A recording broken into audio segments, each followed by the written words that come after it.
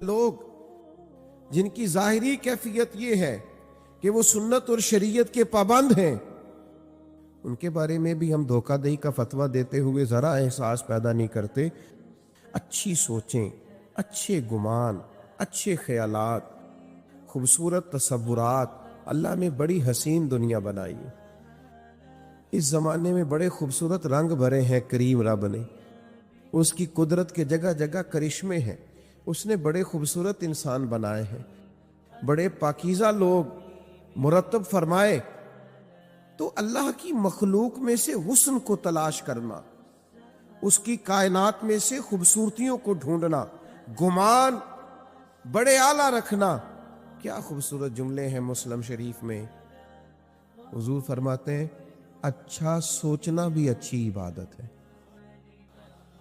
اچھا گمان بھی اچھی عبادت ہے۔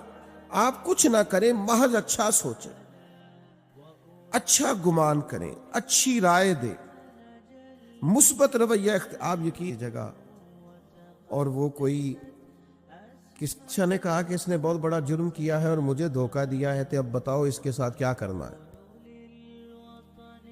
تو ایک صاحب بولے، کہنے لگے بادشاہ سلامت، اس نے آپ کو دھوکہ دیا ہے، یعنی اتنی اس کی جرت ہو گئی۔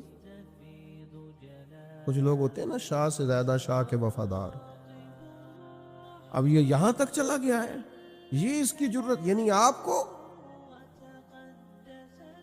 اس کا گلا کاٹا جائے اور اس کے ٹکڑے ٹکڑے کیے جائیں، یہ سزا ہونی چاہیے۔ تو جو ایک سالے بزرگ بیٹھے تھے، انہوں نے بات سنی اور پھر گردن جھکا لی۔ تو بادشاہ نے دوسرے مشیر سے پوچھا کیا کرنا ہے؟ اس نے کہا حضرت ہم نے تو زمانہ دیکھا ہے، آپ کی تو دنیا قدر کرتی ہے، لیکن یہ سمجھے کچھ نہیں، یعنی آپ ہی کے بارے میں اس نے یہ کر دیا، اس طرح کریں اسے جلا ڈالیں، ایسے آدمی کی تو راکھ بچنی چاہیے بس۔ تو بزرگ نے دیکھا تو وہ پھر سن کے بعد گردن جھکائی، تو اسی طرح کے مشورے ملے تو سب خاموش تھے۔ ان خاموشیوں میں ایک فقیر فاقہ مست بھی تھے، ایک درویش خدا مست بھی تھے۔ وہ شہرت سے بچنے والا پیچھے پیچھے رہتا ہے، اور میرا جی چاہتا ہے ساری غزلیں اس پیارے کے نام کریں۔ وہ پیچھے کونے میں ایاز بھی چھپے ہوئے ایک باریک دانوں کی تسبیح لیے اپنے اللہ کی یاد میں مصروف تھے۔ کہاں منشور ہم اور کہاں ہنگامے محبت کے، ایک حجرے میں رہتے ہیں خدا کو یاد کرتے ہیں۔ وہ پیچھے سے کونے میں آرام سے بیٹھے تھے۔ بادشاہ نے نظر جو اٹھائی، آواز جو گونجی، کہا یاد آپ بھی تو بتائیے نا کیا کرنا ہے اس کے ساتھ، اس نے ہماری نافرمانی کی ہے، ہمیں دھوکہ دینے کی کوشش کی ہے اور ہمارے اعتماد کو ٹھیس پہنچائی ہے، بتاؤ کیا کریں۔ تو فقیر کی جھکی ہوئی نظریں اٹھیں اور پھر ہاتھ باندھے کھڑا ہوا، کہنے لگا بادشاہ آپ کا اقبال بلند ہے، یہ بلند ہی رہے گا، عزتیں اللہ نے دی ہیں، اللہ ان میں دوام پیدا فرمائے گا۔ اس بیچارے سے غلطی ہو گئی، یہ بیچارہ بھول گیا تھا۔ انسان غلطیاں کرتے ہیں، ہم کئی بار غلطیاں کرتے ہیں، ہمارا رب ہمیں معاف کر دیتا ہے۔ چلیں آپ بڑے ہیں، بڑوں کو بڑے حوصلے ہی دکھانے پڑتے ہیں، اس فقیر کی مانے تو چلو معاف کر دیں، آپ درگزر فرمائے۔ وہ اپنی غلطی پر شرمندہ ہے، آئندہ نہ کرنے کا عہد کرتا ہے، چلیں چھوڑ دیں، معاف کر دیں۔ بادشاہ اب وہ سب کی رائے کیا تھی، اور یہاں بالکل ایک عنوان ہی دوسرا آ گیا اور مضمون ہی بدل گیا اور بالکل مختلف بات ہو گئی، اور محفل جو تھی وہ رخ ہی دوسرا اختیار کر گئی۔ تو بادشاہ نے ان بزرگوں کی طرف دیکھا، کہا آپ بچے ہیں، آپ بتائیے کیا کرنا چاہیے۔ تو بزرگ کہنے لگے سب نے ٹھیک کہا ہے، جس کی مرضی بات کے مطابق فیصلہ کر دیں۔ تو بادشاہ ان بزرگوں کی بات سن کے بہت سر پٹائے، کہا یہ کیا بات ہوئی؟ وہ جس نے کہا کاٹ دے اس نے بھی ٹھیک کہا، جس نے کہا جلا دے اس نے بھی معاذ اللہ ٹھیک کہا، اور جس نے کہا ہے کہ معاف کر دیں اس نے بھی ٹھیک کہا ہے۔ تو بادشاہ کہنے لگے ہر شخص اپنے ظرف کے مطابق بات کرتا ہے، ہر آدمی اپنے گمان کے مطابق بات کرتا ہے، یہ ایاز نے آپ کو کبھی بتایا نہیں یہ سید زادہ ہے، اس نے جو بات کی ہے اپنے ظرف کے مطابق بات کی ہے، تیری نسل پاک میں ہے بچہ بچہ نور کا، تو ہے عین نور تیرا سب گھرانہ نور کا، ان کے مزاج میں معاف کرنا ہے، ان کی طبیعت میں درگزر کرنا ہے، ان کو سکھایا ہی معاف کرنا گیا ہے۔ بادشاہ جس نے جو کہا اپنے گمان کے مطابق کہا، انہوں نے جو کہا اپنی سوچ کے مطابق کہا، فقیر سے پوچھو تو وہی کر دو جو ایاز نے کہا ہے۔ میرے بھائی، آپ کا گمان مضبوط ہونا، آپ کی سوچوں کا طاقتور ہونا، یہی تو آپ کو طاقتور کرتا ہے۔ جن کے ارادے بڑے ہوتے ہیں وہی تو محنت زیادہ کرتے، جن کے حوصلے بڑے ہوتے ہیں وہی تو زیادہ لوگوں کو لیڈ کر پاتے، جن کا ظرف بڑا ہوتا ہے وہی تو بڑے کارہائے نمایاں سر انجام دیتے ہیں۔ لیکن ہماری سوچوں میں بڑی کمزوری آئی ہے، ہمارے لہجے کے اندر بڑی کمزوری آئی۔ میں نے دیکھا ہے کہ گزرتے ہوئے وقت کے ساتھ ساتھ لوگوں کا رویہ یہ ہو گیا ہے کہ بس میں ہوں اور میرے علاوہ کوئی بھی نہ ہو۔ آپ مضبوط ذوق پیدا کریں اپنی زندگی کے اندر، بڑے حوصلے پیدا کریں، بڑے گمان پیدا کریں۔ 10 دن قیام کیا ہے نبی کریم علیہ الصلوۃ والسلام نے طائف کے اندر، 10 دن۔ اگر آپ کی زیادہ توجہ ہو میری بات پر تو 10 دن حضور قیام فرما رہے اور ایک شخص نے بھی کلمہ نہیں پڑھا، بلکہ جو عربوں کا مزاج تھا نا، خوش آمدید کہنے کا اور مہمان نوازی کرنے کا اور مثبت رویہ پیش کرنے کا اور خدمت کرنے کا، وہ جو ان کے مزاج اور رواج تھا وہ بھی انہوں نے نہیں کیا کام۔ 10 دن حضور کا قیام رہا، الٹا انہوں نے پتھر مارے، اوباش نوجوانوں کو معاذ اللہ پیچھے لگا دیا، بہت ساری ذہنی، اعصابی اور جسمانی تکلیف دی۔ اتنے سخت رد عمل کے بعد نبی کریم علیہ السلام ایک باغ میں تشریف لے آئے، کریم تشریف فرما ہے، غلام ساتھ ہے۔ غلام عرض گزار ہوئے، یا رسول اللہ صلی اللہ تعالی علیہ وسلم، جو روایتی اخلاق ہے عرب کا یہ تو اس سے بھی بہت آری نکلے، حضور اتنی تکلیف دی، آپ کرم نوازی فرمائے، ہاتھ اٹھائیں، دعا کریں یہ برباد ہو جائیں، آپ بندہ نوازی فرمائیں، ان کے لیے دعائیں ضرر کریں، تباہ ہو جائیں یہ۔ حضور فرمانے لگے کر دو دعا، رسول اللہ کر دیجئے۔ تو محبوب نے ہاتھ اٹھائے، کہا اے اللہ انہیں ہدایت عطا فرما،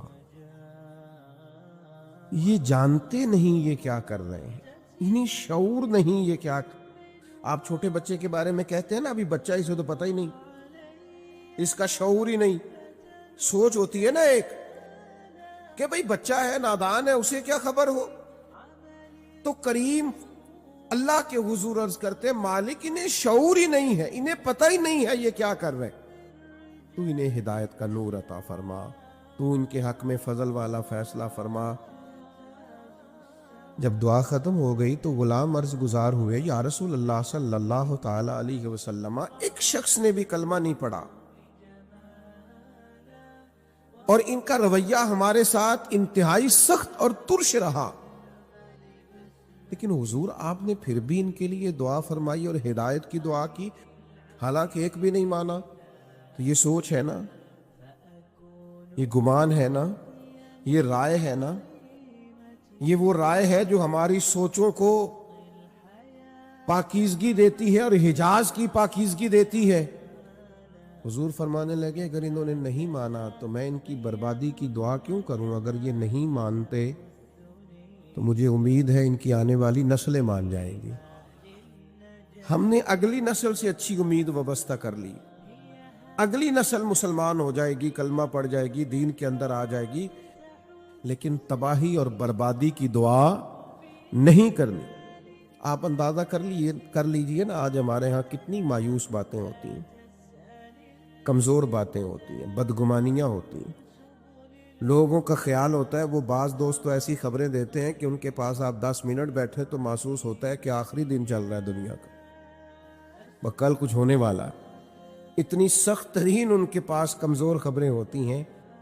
اچھا گمان، اچھی رائے اور خوبصورت طرز کلام، یہ جو لوگ خوش رہنا چاہتے ہیں نا، اس کا بھی ایک ہی نسخہ ہے کہ سوچا اچھا کریں،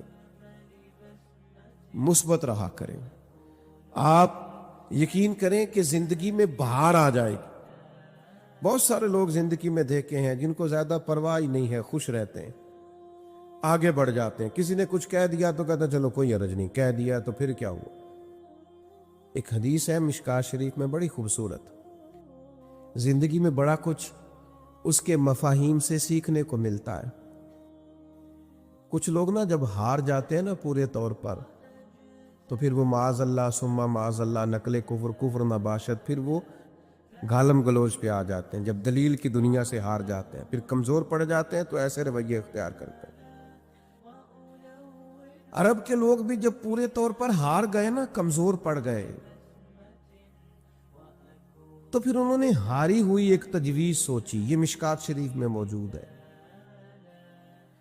انہوں نے کہا یار عجیب لوگ ہیں، ہم نبی کریم علیہ السلام کا اسم گرامی بھی لیتے ہیں، محمد بھی کہتے ہیں صلی اللہ تعالی علیہ وسلم، اور محمد کا تو معنی ہے جس کی بار بار تعریف کی جائے۔ معاذ اللہ تعالی ہم ان کا اسم گرامی بھی لیتے ہیں جس کا مفہوم ہی یہ ہے کہ تعریف کی جائے، اور پھر ہم ان پر تنقید بھی کرتے ہیں۔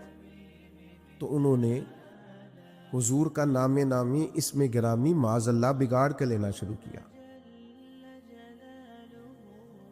مجھے بتائیے گا، چڑھا سخت بات کی ہے، لیکن فرمانے لگے یہ لوگ تو بھول ہی گئے تھے، میرا یہ نام اچھا کیا یاد کرا دی۔ تو صحابی نے آ کے عرض کی یا رسول اللہ صلی اللہ تعالی علیہ وسلم، وہ آپ کا نام بگاڑ بگاڑ کے لیتے ہیں، اور معاذ اللہ نام بگاڑ کے آپ کو برا بھلا کہتے ہیں۔ تو محبوب نے کیا جواب دیا؟ وہ بڑے پریشان تھے، اور جب آئے تھے تو ان کے لہجے کے اندر بڑی سخت قسم کی گرانی تھی کہ یہ ان کی جرت اور اس طرح کا ان کا رویہ۔ بڑی تکلیف میں تھے، پریشانی میں تھے، مایوس تھے، اور ان کے لیے سخت رائے رکھتے تھے۔ حضور نے کیا فرمایا؟ فرمایا یشتمیون مزمما ویلعنون مزمما وانا محمد صلی اللہ تعالی علیہ وسلم۔ فرمایا وہ کسی مزمم کو برا بھلا کہتے ہوں گے، کسی مزمم کو گالی دیتے ہوں گے، مجھے تو اللہ نے محمد بنا کے بھیجا ہے، میں تو محمد ہوں۔ پتہ نہیں کس کی بات کر رہے ہیں۔ جب آپ اس سوچ کے مطابق چلیں گے تو زندگی بڑی خوبصورت گزرے گی۔ جب آپ کا خیال ہوگا نا پتہ نہیں وہ کس کی بات کر رہا تھا، نہ جانے وہ کس کے بارے میں یہ تبصرہ کر رہا تھا، آپ خوش ہو جائیں گے۔ لیکن ہم کیا کرتے ہیں؟ وہ دو لوگ بیچارے جو دور کھڑے ہیں نا، وہ مفت میں ہم کھینچ کے لے آتے ہیں کہ میرے خلاف ہی باتیں کر رہے ہیں۔ او بھائی آپ اتنے اہم نہیں ہیں، ان کو کوئی اور کام بھی ہو سکتا ہے، وہ کوئی اور گفتگو کر رہے تھے۔ آپ کو کیوں ایسا لگتا ہے کہ سارا زمانہ آپ ہی کو ڈسکس کرتا ہے؟ اور بھی غم ہے زمانے میں محبت کے سوا، اور بھی بڑے کام ہیں لوگوں کو کرنے کے۔ آپ کو کیوں ایسا محسوس ہوتا ہے کہ سب آپ ہی کی بات کرتے ہیں اور سب آپ ہی کا ذکر کرتے ہیں؟ ڈھیر سارے لوگ ہیں جو آپ کو جانتے بھی نہیں ہیں، شمار بھی نہیں کرتے ہیں۔ دنیا کہیں اور بستی ہے، کسی اور جگہ پہ لوگ چیزوں کو دیکھتے ہیں۔ اچھا گمان رکھیں، اچھا سوچا کریں، اچھی رائے دیا کریں، مثبت طرز زندگی اپنائیں، خیر والا معاملہ کریں۔ ہمارے بزرگوں نے یہاں تک بیان کیا ہے کہ آپ باہر گلی میں نکلے اور عین نماز پڑھ کے آپ نکلے تو آپ کو ایک نمازی اور نیک اور صالح اور دیندار آدمی باہر سے آتا ہوا دکھائی دیا، یہ گمان مت کریں کہ دیکھو جی اس نے جماعت سے نماز ہی نہیں پڑھی۔ یہ گمان کریں کہ ہو سکتا ہے وہاں پڑھ کے آ رہا ہو جہاں 15 منٹ پہلے ہو جاتی ہے۔ آپ اچھا کیوں نہیں سوچتے؟ مثبت رائے کیوں نہیں رکھتے؟ آپ خیر والا معاملہ کیوں نہیں کرتے؟ اچھے گمان۔ اور پھر میں نے بہت بہت سارے لوگوں کے بارے میں لوگوں کو یہ کہتے ہوئے دیکھا ہے، دیکھو یہ آدمی جو ہے نا یہ فلاں معاملے کے اندر بڑا منفی کام کرتا ہے، دیکھو یہ فلاں کام. اچھا، مجبوری نہیں سمجھتے، تکلیف نہیں سمجھتے. وہ کسی نے کہا تھا کہ کچھ تو مجبوریاں رہی ہوں گی، یوں ہی کوئی بے وفا نہیں ہوتا. کہیں ہو سکتا ہے کوئی مجبوری کسی کی ہو، کوئی تکلیف ہو. حضرت بشر حافی رحمۃ اللہ تعالی علیہ نا جامع مسجد بغداد شریف میں جمعے کے فرض پڑھنے کے بعد نکل جایا کرتے تھے.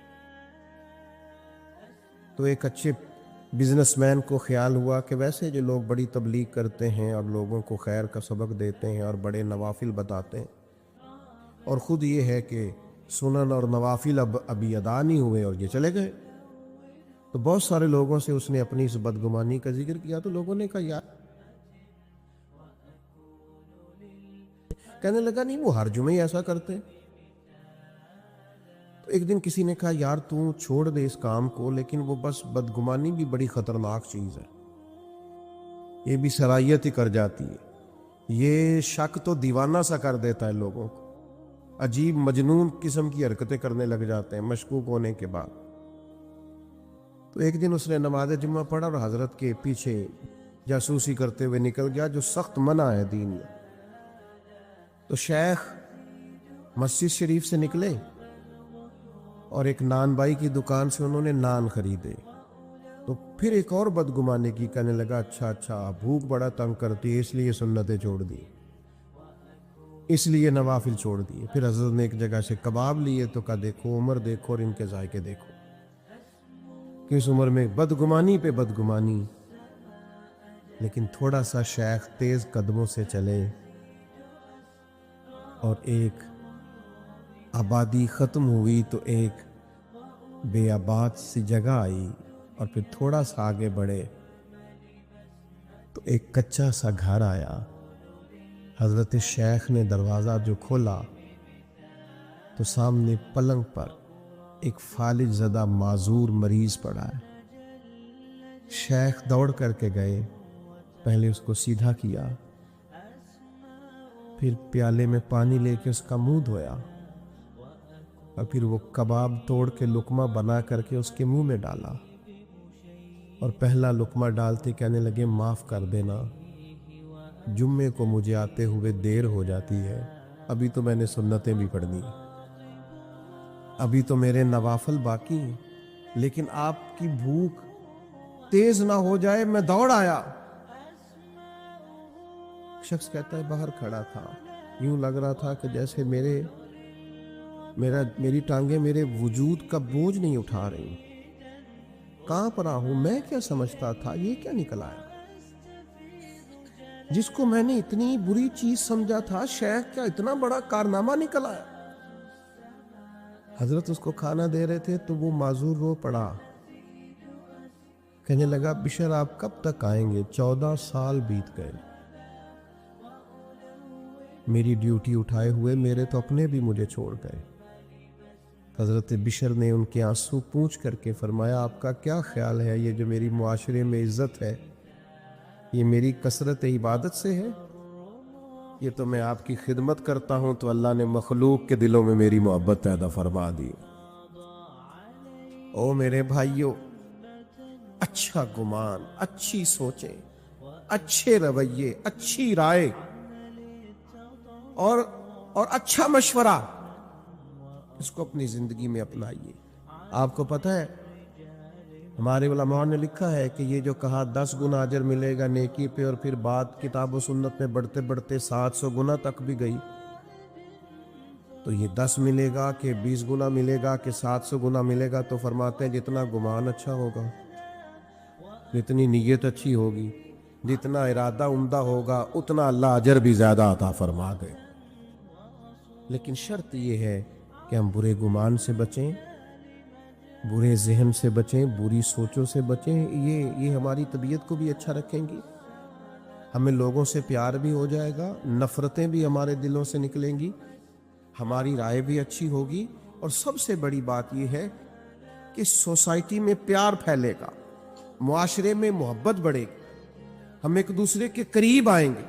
لیکن اگر ہم اپنی سوچوں اور گمان کو اس طرح کا صاف ستھرا نہیں کریں گے، پھر ظاہر ہے کہ ہمیں بڑے بڑے اچھے، بڑے بڑے خوبصورت، بڑے بڑے علماء، بڑے بڑے فقہا، ان میں بھی معاذ اللہ لوگوں کو خیر نظر نہیں آتی۔ پھر ماحول ایک ایسی طرف چلا جائے گا جس میں بہرحال تکلیف اور گھٹن پیدا ہوگی۔